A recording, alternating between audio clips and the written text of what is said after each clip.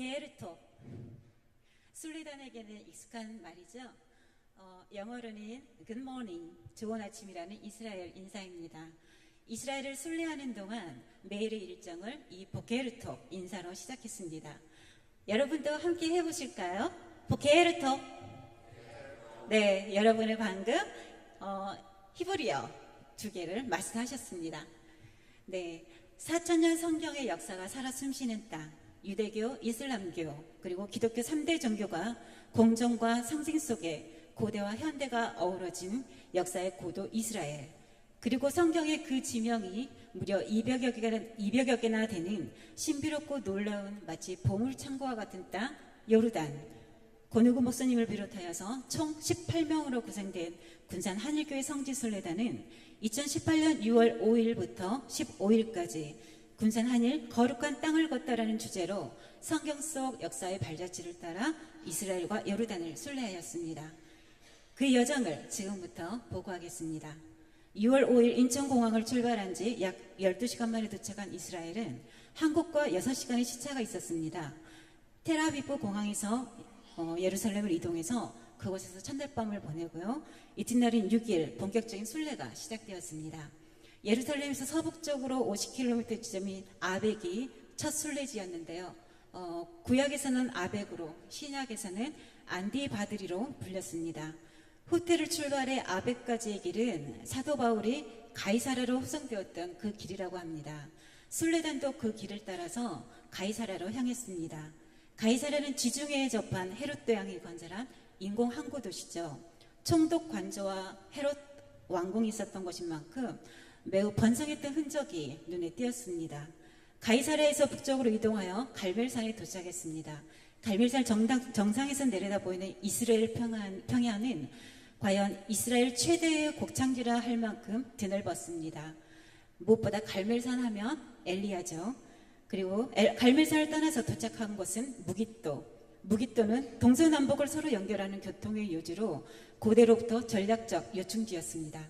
무깃도에서 동쪽으로 다볼산을 지나서 갈릴리에 도착해 하루의 순례가 마무리되었습니다. 다음날 7일 순례단은 골란 고원을 따라서 이스라엘 최북단의 상징적인 곳 헬몬산에 이르렀습니다. 높이 2814m의 헬몬산은 거룩한 산이라는 뜻으로 시편 133편에도 기록되어 있죠. 헬몬산으로 가는 길에서는 바산의 암소도 보았고요. 또 헬몬산에서 내려오는 길에는 웅장한 니무롯 요새도 보았습니다. 그리고 도착한 가이사랴 빌립보, 로마의 판신전 앞에서 예수님께서 제자들에게 물으신 너희는 나를 누구로 생각하냐? 라는 질문에 베드로의 신앙 고백이 있었던 것이죠. 이어서 서쪽으로 약 4km쯤 떨어진 단, 이 단으로 가는 길은 이곳이 중동 지역이 맞을까 싶을 정도로 물이 풍부하고 그리고 숲이 우거져 있어서 이 풍요 때문에 단 지파가 하나님께서 주시는 땅을 버리고 이 땅을 차지한 이유를 알 수 있었습니다. 또한 단의 언덕, 즉 텔단에는요, 상수리 나무 아래 금송아지 제단이 있었고요. 또 헬몬산의 눈이 녹아 흐르는 물이 이 텔단을 적시고 큰 바니아스 폭포를 이루어서 갈릴리로 요단으로 흐름을 보았습니다. 그리고 이동한 텔 하솔은 여호수아가 가나안을 정복할 당시 가나안 북부의 강력한 도시였고요. 고라신을 거쳐서 갈릴리에 도착한 순례단은 배를 타고 갈릴리 바다로 나아가서 그곳에서 성찬식과 함께 선상 예배를 드렸습니다. 그렇게 또 하루의 순례가 끝나고 다음날 8일 순례단은 기념교회를 중심으로 순례하였는데요. 예수님께서 팔복을 가르치신 팔복교회, 오병이어 교회, 베드로에게 내 양을 먹이라 하신 베드로 수익공교회, 그리고 가버나움의 베드로 장모 집터, 예수님께서 또 안식일에 병자를 고치신 가버나움에서 가장 큰 회당, 그리고 가나 혼인잔치 교회, 또 천사 가브리엘이 마리아에게 아들을 낳을 것을 계시한 마리아 수테고지 교회, 그리고 그 뒤편에 마리아의 남편 요셉을 기념한 요셉 기념교회가 있었습니다.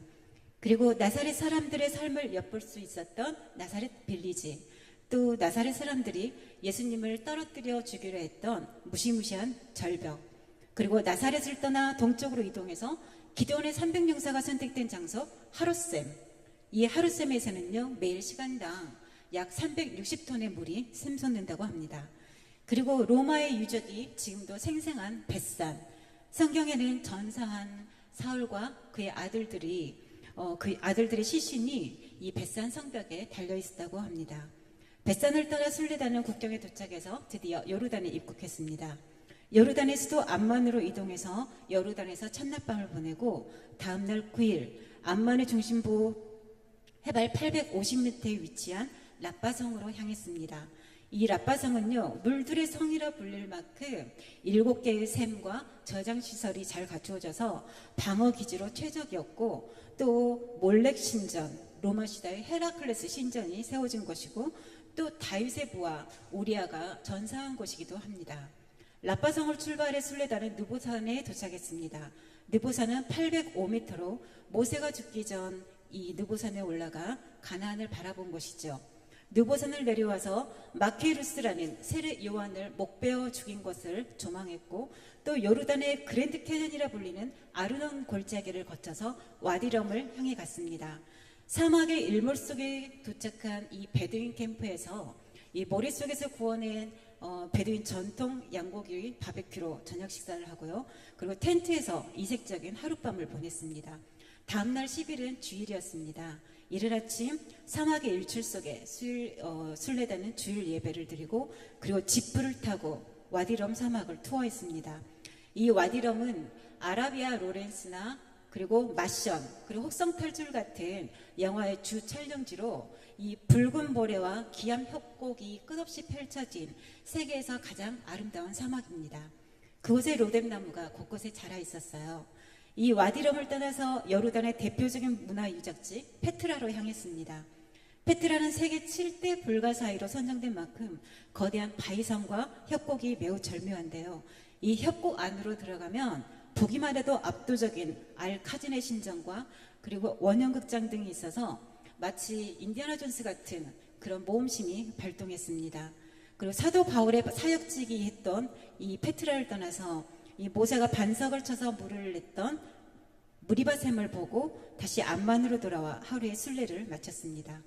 다음날 11일에는 암만에서 출발해서 모압 평지를 바라보며 시딤 골짜기를 따라 내려와 알렌비 국경에 도착했습니다. 다시 이스라엘로 돌아왔네요. 순례단은 요단강 세레터에서 가볍게 몸을 담가보고요. 이어 사해 바다에서 부영 체험을 했습니다. 저는 생애 처음 물에 몸이 둥둥 떠는 신기한 기적을 맛보았습니다. 그리고 사해 사본이 발견된 쿰란 동굴을 보고요. 이어서 다윗이 사울을 피해 도망다녔던 엔게디 광야에 올라서 다윗의 폭포에서 잠시 휴식을 취했습니다. 다시 걸음을 재촉해 유대 광야로 나아가 고대 예루살렘과 여리고를 잇는 길 위에서 선한 사마리아인을 떠올려 보기도 하고요. 40일 동안 금식하신 예수님의 척박한 환경을 그저 말없이 바라보았습니다. 그리고 여리고로 들어와서 삭개오가 올랐던 돌 무화과 나무와 쓴 물을 고친 엘리사 샘을 보고, 또 예수님이 시험 받으신 시험산을 바라보고 있으니 어느새 그날의 시간도 저물었습니다. 여리고에서 하룻밤을 머물고 다음날 12일 순례단은 마사다로 향했습니다. 마사다는 예루살렘만큼 유대인들의 민족 정신을 상징하는 것입니다. 마사다 요새를 내려와 구약시대의 남방 경계인 브엘세바로 향했습니다.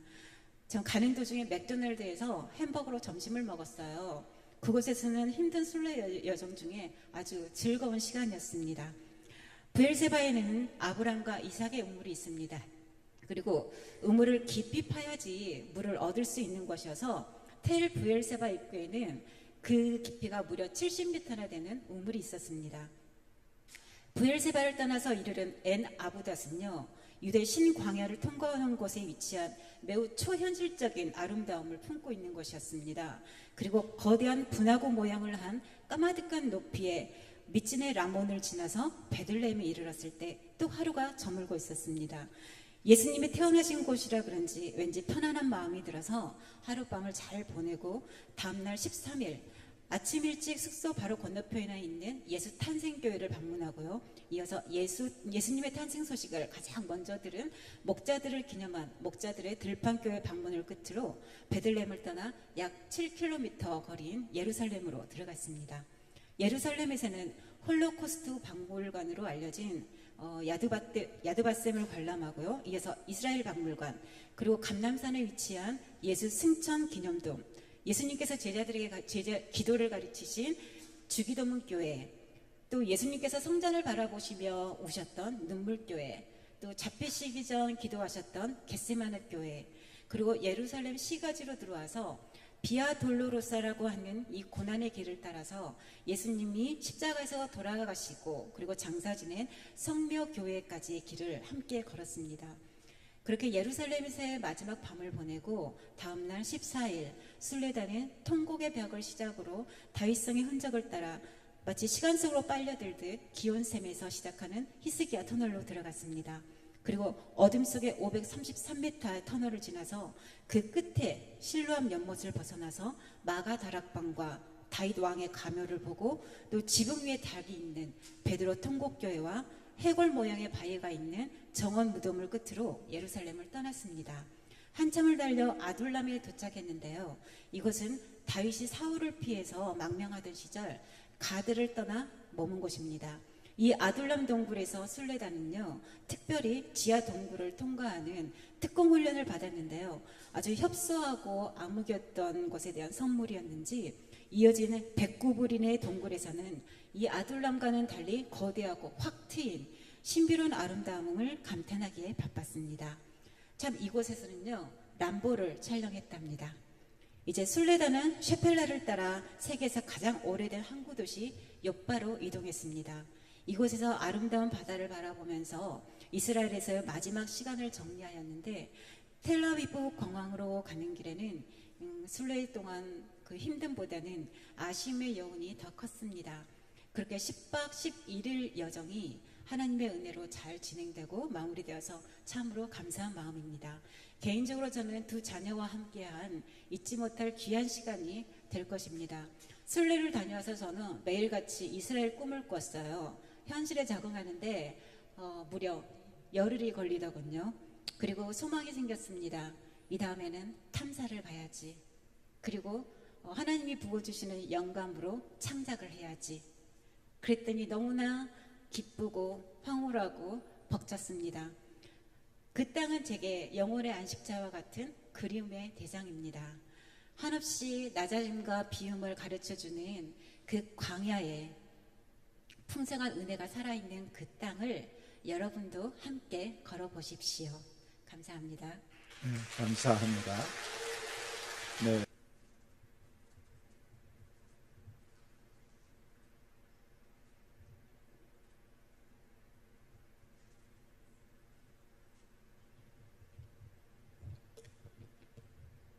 부족한 저를 주님이 살으셨던 곳, 이적을 행하신 곳에 다녀올 수 있도록 해주신 주님의 은혜를 감사드립니다. 오래전부터 성지순례를 하고 싶었습니다.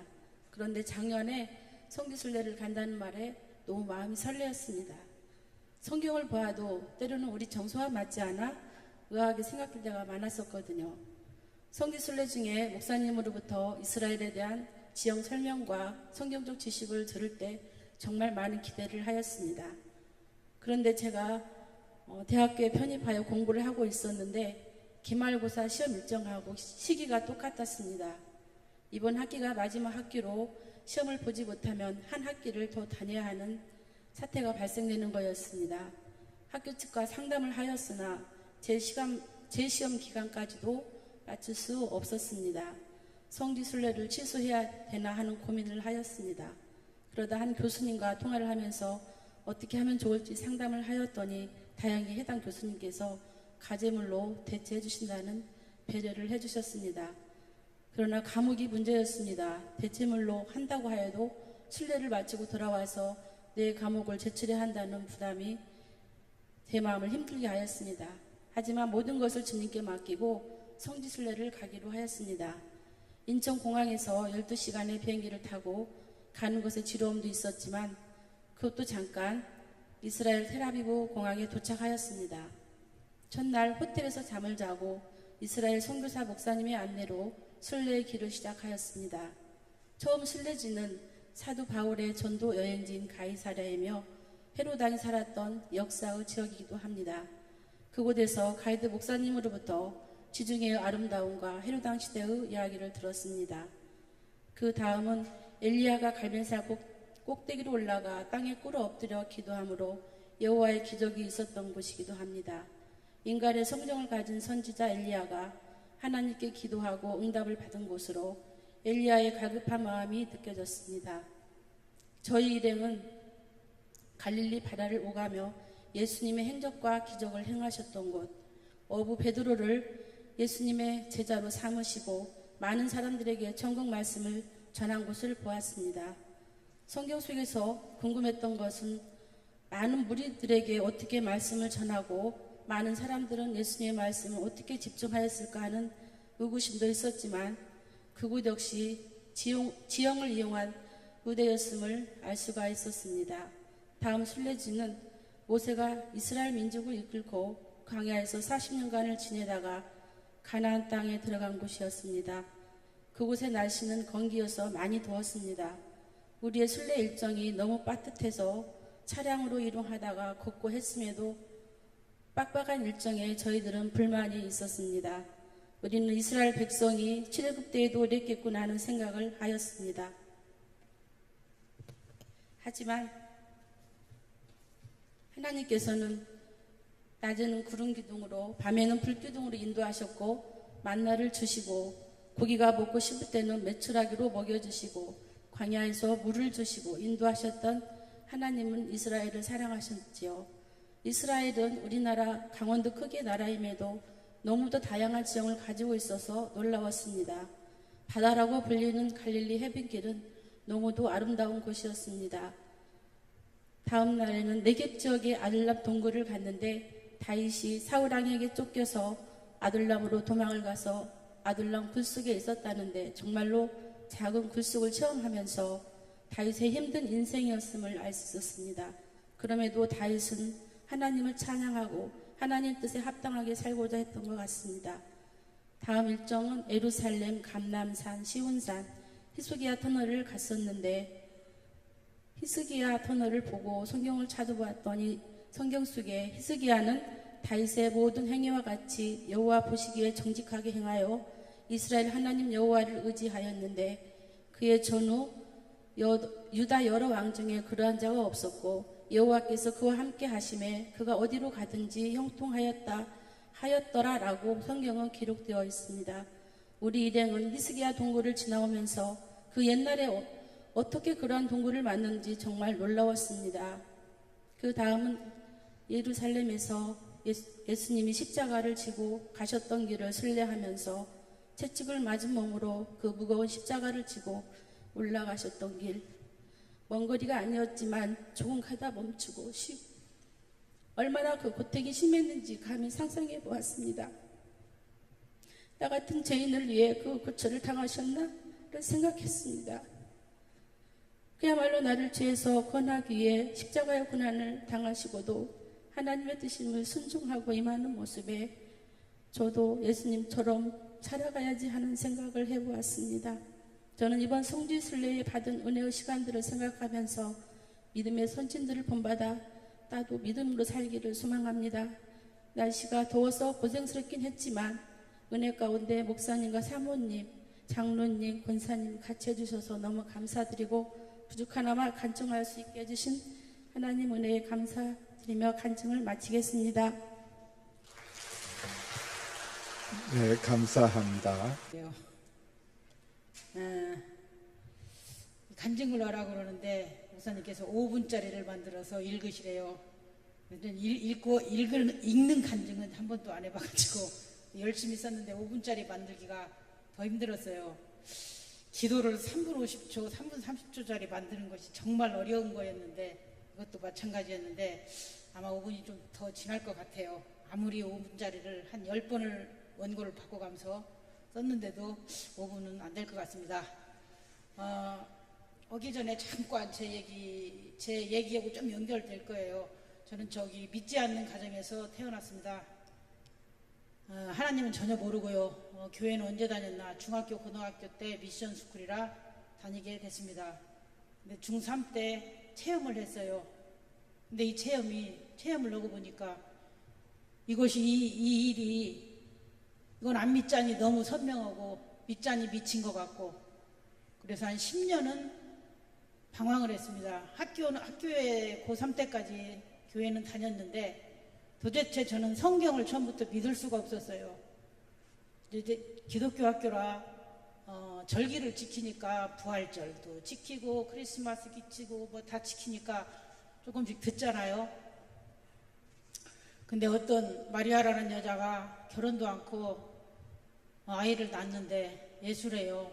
그분이 커서 우리들 죄신해서 십자가에 못 박혀 죽었고 3일 만에 살아났대요. 이걸 학생이 어떻게 믿어요? 제가 10년을 방황했고 그냥 학교 졸업받고 교회 안 다니고 제 뜻대로 이제 직장 생활하고 뭐 계획을 다 세웠는데 하나님이 영 막으셨다고 지금은 말할 수 있어요. 딱 1년만 학비를 벌어서 대학교를 가자 했는데 딱 발령받은 지 1년 됐는데 결핵이 오더라고요.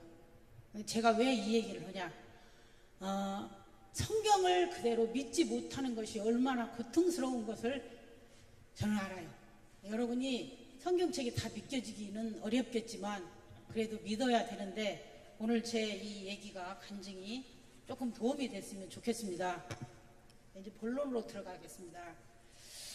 저는 오래전부터 기회가 되면 꼭 이스라엘에 가겠다고 마음을 먹었습니다. 가게 되면 무엇인지는 모르겠지만 성경 말씀에 관해서 내 눈으로 확인되는 것이 있겠지 기대하면서 그렇게 기다렸습니다. 예수님은 도마에게 보지 않고 믿는 것이 복되도다 그렇게 하셨지만 그래도 말씀을 제가 읽을 때 하고 끄덕이면서 가슴에 감동이 있는 믿음을 갖고 싶었습니다. 그걸 굉장히 기대하고 예루살렘을 기다렸는데 결론부터 말하면 완전 기대 이상이었습니다. 몇 가지만 제가 오늘 말씀드리는 것은 성경에서 믿기 어려운, 제가 읽을 때 어떻게 이럴 수가 있나 했던 그 대목들을 가서 보고 확인한 것을 말씀을 드릴 거예요. 성경을 다 여러분이 저처럼 100% 믿었으면 좋겠다. 그러면 감사하겠다는 마음으로 합니다. 먼저 아까도 얘기했지만 엔게디에 갔습니다. 엔게디 하면 여러분 대충 알 거예요. 사무엘상 23장 29절에서 24장 2절까지에 있는 겁니다. 다 알 거예요. 사울이 다윗을 죽이려고 하니 다윗이 엔게디에 숨었다. 거기까지는 이해가 돼요. 근데 이 사울이 다윗 그 부하 몇 명하고 있는데 사울이 군인 3,000명을 동원했습니다. 저는 이걸 읽을 때마다 아니 엔게디 계곡이라는데 무슨 3,000명을 동원을 했는데 또 못 잡았어요. 도로 죽을 뻔하셨잖아요. 살려줬잖아요. 솔로몬이 그냥 옷자락만 띄고 그냥 보냈잖아요. 잘 가시라고. 저는 도저히 이것이 가슴으로 와닿지가 않았는데 그 부분을 그 엔게디 드디어 구를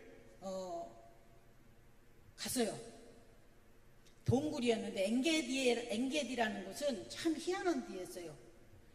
거기는 폭포도 있는데 폭포가 상상할 수 없는 물이 쏟아져 나와요. 왜 상상할 수 없고 왜 희한한 나라가 이스라엘이냐면 이스라엘은 정말 어떤 곳은 물이 정말 없는 데예요. 상상할 수 없는 폭포가 쏟아져 나와요. 우리나라는 그 많던 폭포들이 지금 제주도도 가면 물도 안 나오는데 이스라엘에서 그런 폭포가 엄청나게 나갔고 계곡도 있고 그렇다는데 이제 우리가 요새 그 성경에서 나오는 거기는 엔게디 계곡이라는 데는 요새였습니다. 어떤 요새냐?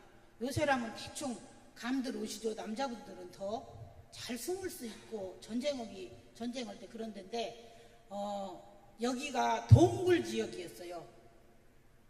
근데 사울은 직업이 뭐였지? 어렸을 때 목동이었어요. 목동이면 이 동굴 지리를 잘 알까요? 모를까요? 잘 알 거예요. 저기 양이 어디로 잘못 가면 잡아야 되니까. 근데 저희들이 이 동굴을 별로 길지도 않고 넓지도 않은 크지도 않은 동굴을 저희들이 통과를 했어요. 어떤 곳은 아주 좁고 어떤 것은 어떻게 생겼냐면 고개를 먼저 내리고 이게 거꾸로 내려가야 하는 것이었고요. 어떤 곳은 양팔을 벌려서 그 동굴 벽에 탁 힘주고 뒤로 올라가야 되는 그런 곳이었어요. 저는 이곳을 지나면서 우리 장로님이 우리 전 장로님이 과연 이곳을 빠져나올까? 저는 그게 걱정이 됐어요. 근데 그 뒤가 배낭이 있어서 걸렸다고 하는데 하여튼 오긴 왔는데 꼈다 빠져나왔대요. 근데 저는 그 동굴을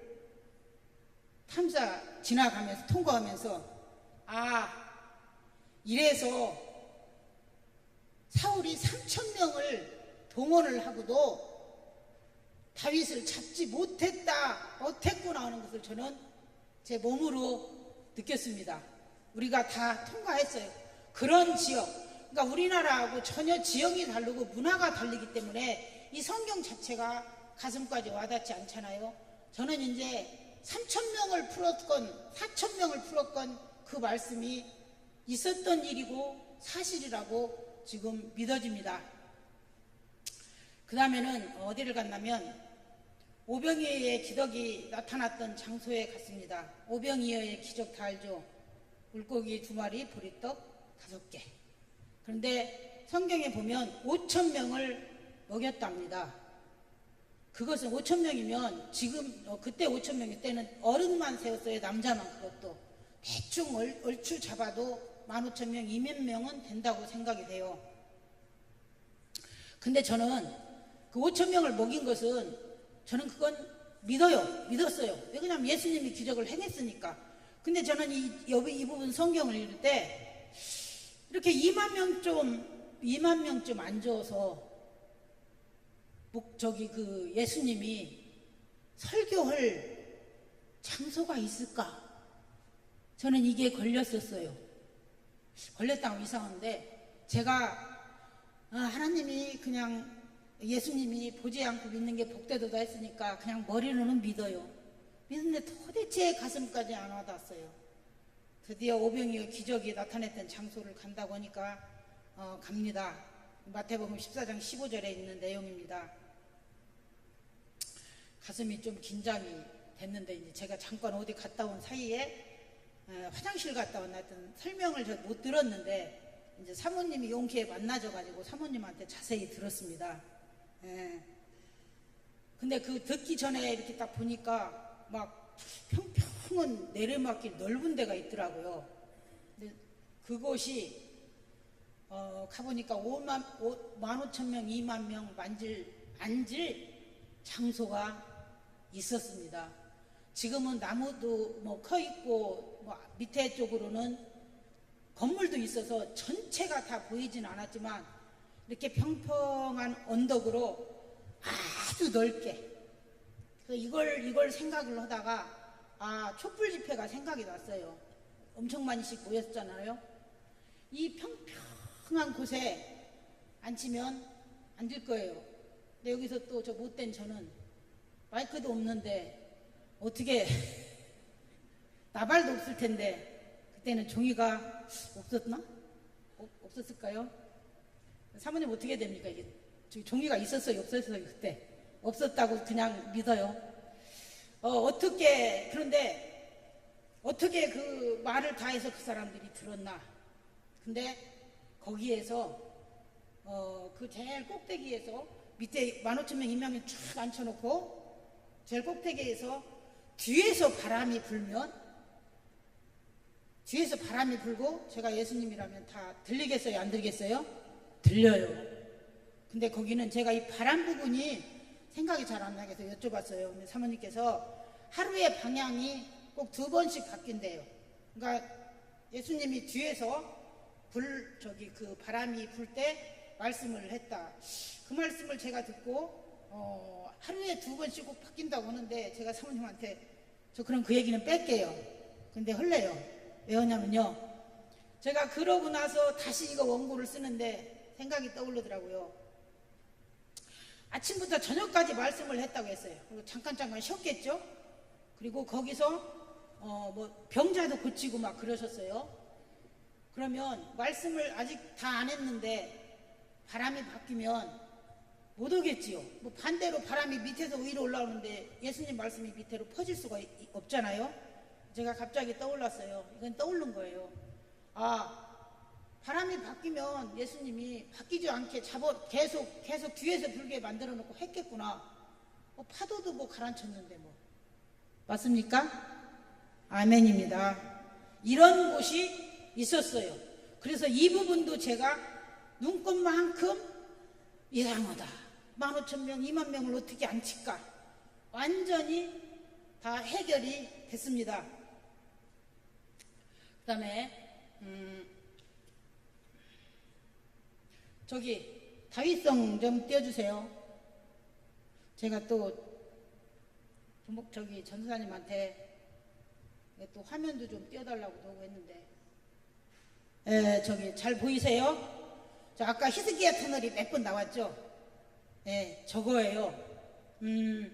다윗성은 먼저 기온샘부터 얘기할게요. 저게 다윗성이고 기온샘이 밑에 있고 저 히스기야